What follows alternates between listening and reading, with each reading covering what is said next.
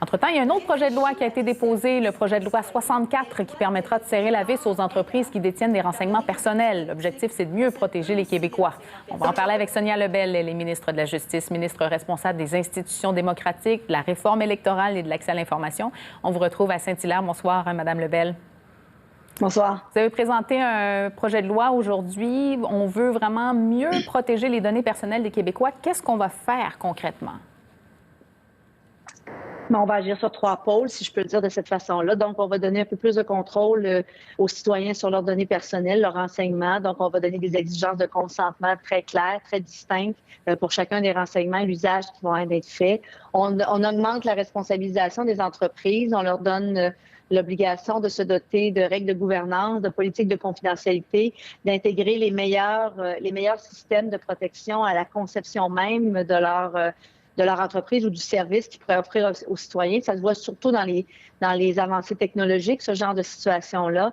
Et de l'autre côté, pour contrebalancer tout ça et dissuader les entreprises qui seraient peut-être tentées de ne pas se conformer, on a augmenté de façon considérable les sentences là, de l'ordre de 25 millions de dollars ou 4 du chiffre d'affaires mondial de ces entreprises-là.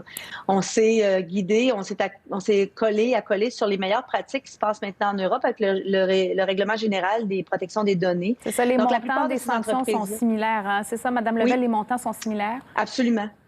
Absolument, absolument. On n'a rien inventé. Là, c'est sûr que ça sort du cadre régulier de ce qu'on fait ici et de ce qu'il y avait avant, qui était plus de l'ordre de 50 000 à peu près. Mais on s'est collé, on n'a pas tiré ça d'un chapeau, là, on a pris ce qui se faisait en Europe. Et le tout, c'est d'avoir un effet dissuasif parce qu'il faut comprendre que dans le secteur des renseignements personnels, particulièrement, c'est une donnée qui est très lucrative pour les entreprises, les listes d'adresses, mon profilage économique pour être capable de m'envoyer de la publicité ciblée. On le voit sur Facebook, Instagram, entre autres. On le voit ailleurs également. Donc, c'est une donnée qui est très lucrative. C'est un marché qui est lucratif, donc on peut le comprendre. Le citoyen, des fois, a avantage à ce que cette donnée-là soit transigée, mais il faut que ça se fasse avec son consentement et avec sa connaissance. Et si c'est pas fait de façon sécuritaire, les amendes seront au rendez-vous. C'est important de faire la distinction, Mme Lebel. On ne parle pas ici nécessairement de cas de fraude, de vol de données personnelles. On pense à Desjardins, évidemment, quand on pense à des données personnelles. Là, c'est plutôt la commercialisation, le fait que nos données personnelles valent quelque chose sur le marché, c'est ça?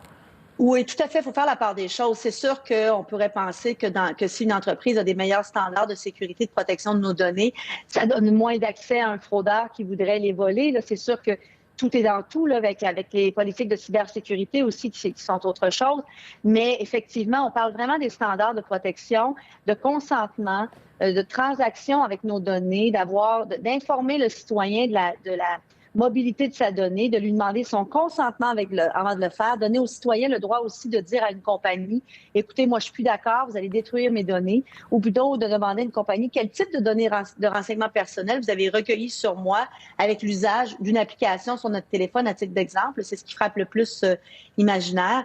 Donc, le droit à l'effacement, donc le droit de dire à une compagnie, moi, mon contrat avec vous est terminé, vous allez soit détruire mes données personnelles ou les anonymiser. Donc, pour des fins statistiques, ce serait correct tant qu'on ne peut pas m'identifier ou me retracer. Donc, on est vraiment dans l'encadrement de la gestion, de la saine gouvernance de nos données personnelles et s'assurer que le rapport avec les entreprises privées se fait de façon consensuelle avec le consommateur. Oui, vous avez beaucoup mentionné le mot consentement. Vous savez comment ça fonctionne, Mme Lebel. On change quelque chose, on nous prévient, mais le formulaire est souvent extrêmement long. On le défile et on clique « J'accepte » sans trop avoir compris. Est-ce qu'on pourra s'assurer que ce sera simple, compréhensible, de savoir à quoi on consent? Bien, ça fait partie de la notion de consentement éclairé.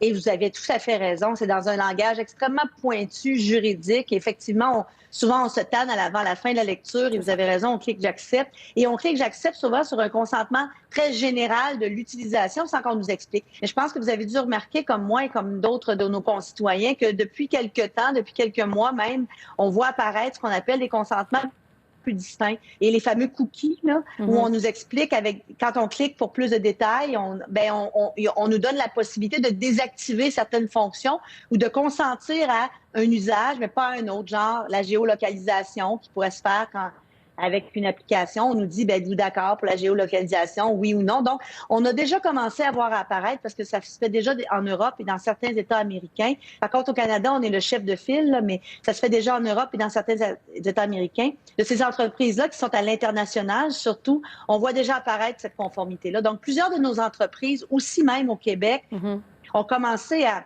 voir venir le vent, si je peux m'exprimer ainsi, et à s'adapter. Donc, on le voit de plus en plus. Ce sera une question d'adaptation. Mais effectivement, pour être capable de consentir, encore faut-il comprendre à quoi on consent. C'est la clé de ce consentement éclairé-là, oui. Et là, avec ce projet de loi, on exige beaucoup des entreprises qu'elles aient de meilleures pratiques, mais encore faut-il pas seulement se fier à leur bonne foi. Là. Qui va s'assurer que les entreprises font ce qu'il faut?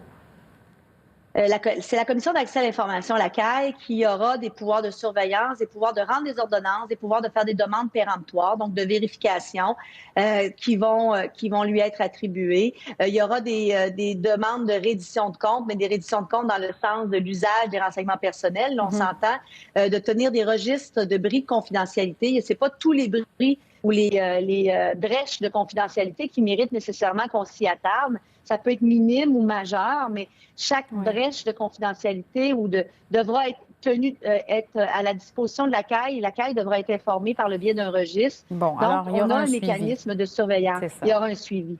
Je vous remercie beaucoup, Mme Lebel. On s'arrête là-dessus. C'est un plaisir. Merci. Bonne soirée. Au revoir.